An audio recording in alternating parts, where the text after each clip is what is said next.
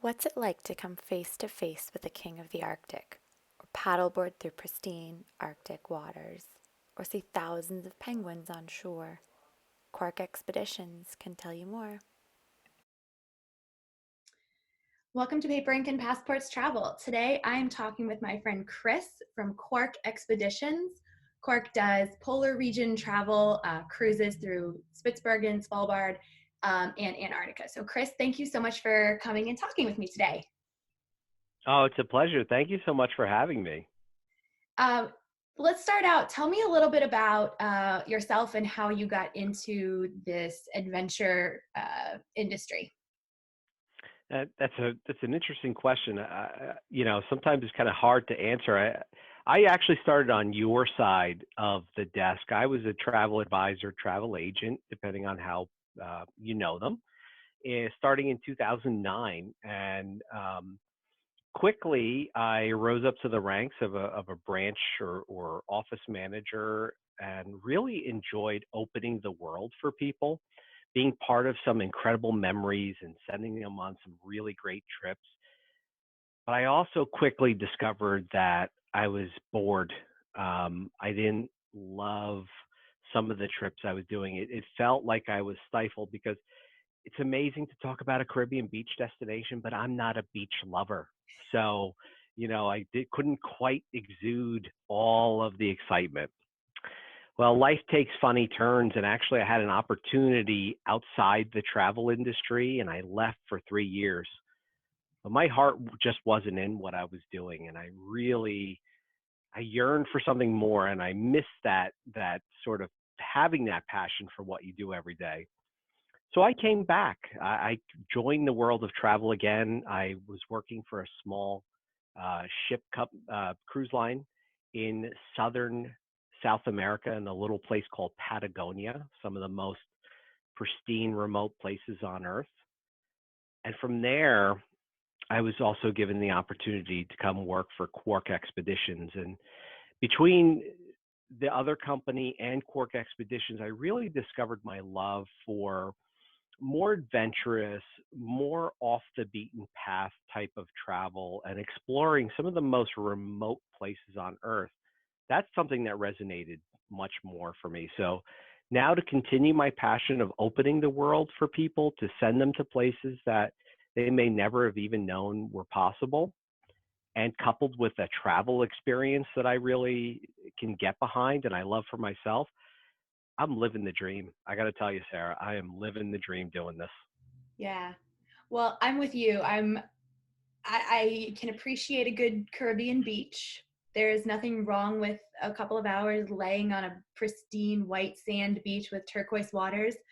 But I am also a polar region lover, and I mean, you know that, being, friends and Instagram followers and whatnot, that Shetland and Orkney and Svalbard are places I love to travel and explore and talk about. Um, so I guess I mean, you and I have both been to Svalbard. So, and both recently, both last summer. Um, Yeah. so for the people watching this video who might not have been to Svalbard yet, let's start there. Let's talk about it, because I think it's a really cool place to go. And it's not as remote as some people might expect. No, it's not. Svalbard, for those of you who may not be familiar with what it is or where it is, um, it's part of an archipelago of islands that belong to Norway, and it sits well north of the Arctic Circle. It's actually as remote and far flung as it seems and as it looks while you're standing there. It's easily reached by, um, I believe it was a 3 hour flight right out of Oslo, Norway. So you And they're can literally daily scheduled flights. They're not all multiple. charter flights. I mean, you Yep. people live there. Yep. Yeah. Multiple. And what's really cool about it is, like, you can wake up in the morning in a fairly cosmopolitan city like Oslo, surrounded by all the creature comforts of modern living. And a few hours later, You're in a town of about 2,200 people that has polar bear crossing signs in a place that's known as the realm of the polar bear because there's more polar bears than people. Yeah. Talk about an amazing experience far off the beaten path. Yeah. But you walk outside of the airport in Longyearbyen and there's tour buses, there's cars. The roads are about as big as my computer, but they're there. And then you get into town and there's shops and hotels and Yep. I mean, I wouldn't call it cosmopolitan, but you know, a It's nice it's little. probably it's probably the littlest big city you've ever been to. I mean, it's again 2,200 people. There's probably more people in my neighborhood at the moment, now that we're all home from work for the Mhm. time being, than live in this little town here. Yeah, there might be more people in Svalbard than in your neighborhood now, though. That could be. Yeah. That very well could be. I mean, we're not talking about a large number of people, and so literally when you arrive, you are noticeably increasing the population just by being there. Yeah, absolutely. But you mentioned, you waking up in Oslo with all the creature comforts. But once you get to Longyearbyen and on a Quark ship, you're not giving up those creature comforts either. Absolutely not at all. I mean, from well appointed cabins on our ships to amazing gourmet chef prepared meals daily, um, enrichment learning, like great presentations, Mhm.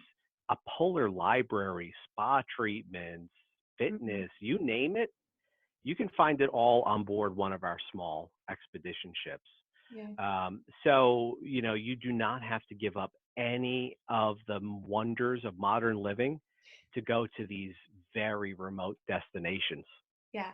But you can feel, once you're off the ship, you can feel like you are one of maybe a dozen people who have set foot where you are currently standing, which I think is Absolutely. so incredible to be there and Yeah. to, get off the ship by small Zodiac on land with your naturalist or your staff leader who's leading the hike. You come around the corner, you can't see the ship behind you anymore. You have, say, like a sheer wall of rock. I think the geology in Svalbard is fascinating, by the way. Um, and you do feel like you're completely alone, but you're not at all. And Quark will never leave you there. So And to your point of that feeling of solitude, I mean, a lot of people, the word ship conjures up a floating city. Mhm. But when you arrive on a Quark expedition ship, there's never more than 200 people on board any one of our ships. So you can have that sense of solitude, that sense of being at one at nature and just kind of being away from everybody else, and still have all those other comforts that I mentioned before, and incredible safety and incredible comfort. And that's one of the things that I think really draws people to adventure travel, but also adventure travel by what's known as an expedition ship. And it's so much more about the destination itself Mhm. than necessarily just the ship experience. Oh, it's absolutely about the destination. I mean, having done a lot of expeditions myself, no day is the same. Um, Even if what the expedition leader tells you the night before may not happen the next day because of weather, or you spot whales or a polar bear. And I think that's one of the coolest things about an expedition ship is that you know they all have contests. Who can spot the first polar bear, who can spot the first whale, who sees the first penguins. It becomes this fun camaraderie game on board with the guests and the crew, the naturalists. Everybody gets in on that. Um, and if that polar bear gets spotted during dinner, dinner's on hold. Yeah. And you touched on something really good. Expedition is so much about embracing kind of life's fun twists and turns. I mean, nature ultimately dictates. We may know where we want to go in a day, Mm-hmm. but then the first polar bear of the sailing is spotted. Actually, this one was the first one that was spotted on my sailing, and they interrupted breakfast, and everybody came out because they wanted to see it.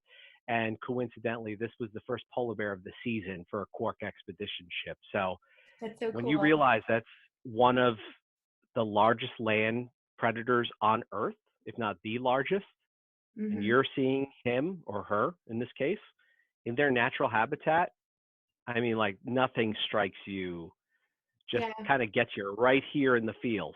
Mm-hmm. Mine is a baby polar bear, and we had been at dinner. I was having a great conversation, and you can kind of sense when it's happened because the crew seemed to know before anyone else. And having been crew on an expedition ship, I can tell you that's true. So watch the crew because they'll start to whisper and nod, and maybe one Hmm. of them will disappear. The naturalists seem to know, and then there's the announcement, and it doesn't even need to be made. You just need to hear the loudspeaker come on, and everybody, they just know what they go. They put their stuff down, they put their wine down, or they take Yep. their wine with them. Um, they go get their camera, and it that's what we were doing. We're in the middle of dinner, and this turned out it was a mama and a polar bear, and they were spotted off in the distance. And they came closer and closer to us. And this little guy got really curious, and it was just magical. And I have to say, like, to be on this expedition ship, the crew has seen this all before. This is not their first time they're spotting the polar bear, but they still get excited. Mm-hmm. They still Yeah. have this little bit of clamor and the whisper, and they're out there taking pictures. And so, I mean, it kind of puts it all back in perspective. Like, it's easy to get desensitized to things in our life that we see every day and we do, but it's just as magical for my first time seeing this polar bear as it was for Annie, the marine biologist on board, to see probably her 100th in Mm-hmm. her over 20 years of working with us. Yeah. I mean, that's incredible to think about. Yeah. The other thing I really like about the expedition ships is that, they not just the crew being from all over the world, but guests from all over the world.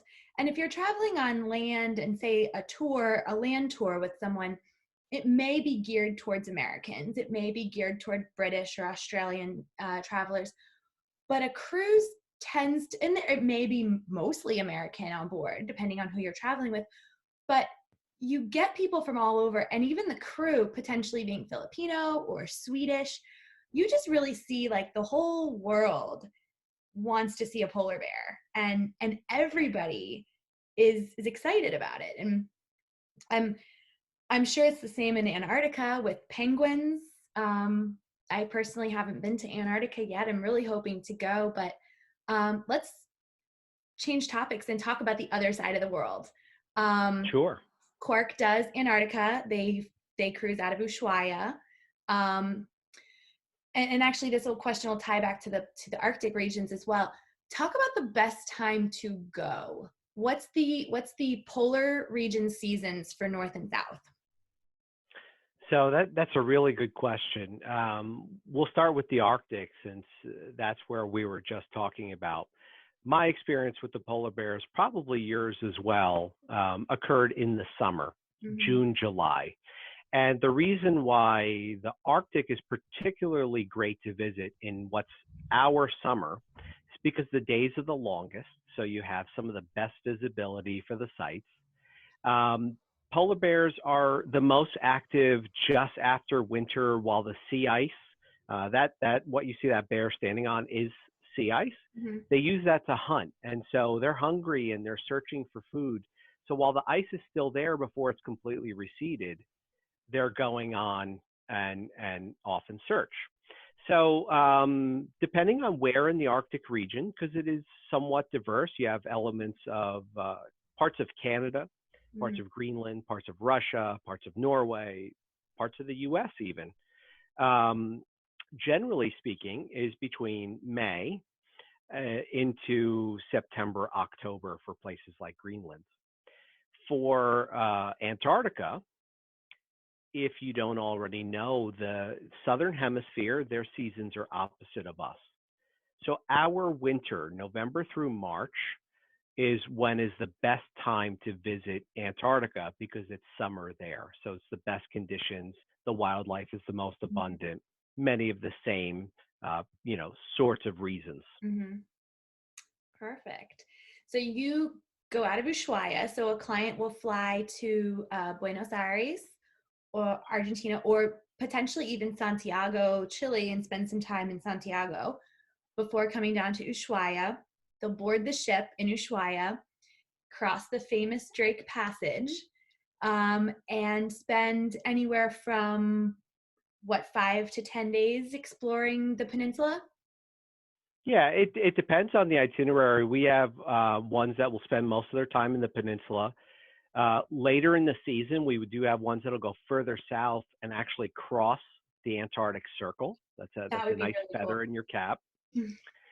We have ones that will include the peninsula and places like Falkland Islands and South Georgia Island.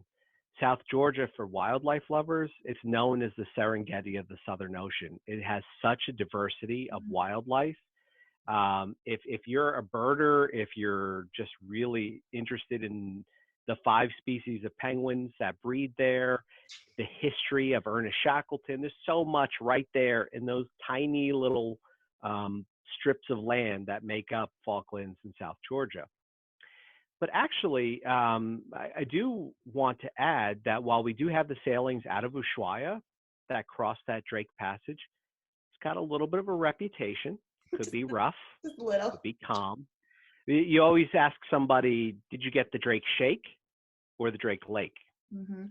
Well, if Antarctica has been on somebody's dream list and they're really want to go, but they heard about the Drake Passage, they're a little bit nervous, we actually do offer another option. Right out of Punta Arenas, Chile, Mm-hmm. which is at the southern tip of Chile, you could actually board a plane, fly 2 hours to this little place, this little airstrip called on King George Island, and board your ship there. So what you've done now is you've cut down the total travel time. You don't miss any time in Antarctica, but you cut the back and forth again across that potentially rough body of water. Mm-hmm. That sounds like a great way to travel. Yeah, so it doesn't have to be off limits. Antarctica is open. We have many ways to get you there, and we want to make it easy. So, I think if you do have clients interested in Antarctica, definitely look into. They should, be open with you about ways to get there, Mm-hmm. because it doesn't have to be just by traditional sailing. Yeah. Well, and that brings up a really good point too, is that both the Arctic and the Antarctic are not hard to get to at all. Even if you end up boarding the ship in Ushuaia, I mean, that's only a couple hours from Buenos Aires, which is only a 10-hour flight from Atlanta, Mhm. and is actually only 1 hour time zone difference away from us. And same with the Arctic. I mean, what I did was I flew into Amsterdam, and we spent some time in Amsterdam beforehand. We went to Oslo, and that's where we met our sailing group. And we flew up to Longyearbyen from there. And again, it's about a 3 to 3.5 hour flight from Oslo to Longyearbyen. It was a day. And going down to Antarctica is about the same. So you really do, maybe from the States have say 2 days of travel time to get there. But when you're looking at a cruise to some of the most pristine parts of the world, 2 days really isn't a ton of time, especially when you're getting on a ship and you can unpack and relax and get yourself a glass of champagne and go out on the bow and watch for polar bears or for penguins or the marine life too in both places is pretty spectacular. Yeah, and what's also really nice is, I know I've mentioned the remote parts of these places, but on your way to them, you can have a trip in itself. So, there is Oslo with the wonderful history and culture of Scandinavia. For Antarctica, going through a place like Buenos Aires or Santiago, you can easily add a little bit of time before or after and take in, flamenco and tango in Mm-hmm. Buenos Aires. Yeah, In absolutely. Santiago, visit the colorful city of Valparaiso. It's got these Yeah. painted buildings with murals all over the place. And then a day later, now you're in Antarctica. It's Yeah, that's really pretty cool. cool. um, so I want to be mindful of our time here, but I want to address. You've talked about spending some time in cities beforehand, but you can also do some fun things afterwards. You can stay in Ushuaia and you could explore Patagonia by land, or if you wanted to stay on a ship, I understand Quark has a new itinerary for Patagonia. Not this coming year, but the next season. Do you want to touch on that a little bit? Yeah, absolutely. Thank you. We do have a brand new ship coming. Her name is Ultramarine, and she'll be here next summer, starting in the Arctic region. And with her capabilities, two twin engine helicopters, for instance, um, we're able to really come up with some innovative, new, and different itineraries. So within her first season, for instance, in southern Greenland, which is known as the Patagonia of the North, Okay. you could do mountain biking, camp for a night, alpine kayaking, and it'll all be done by those helicopters used to get you from your ship, which is your floating base, to land to take part in those activities. In uh, Antarctica, when she goes for her inaugural Antarctica season, we're using those helicopters in some really innovative ways to be able to get people further into the destinations, higher vantage points, and more spectacular views.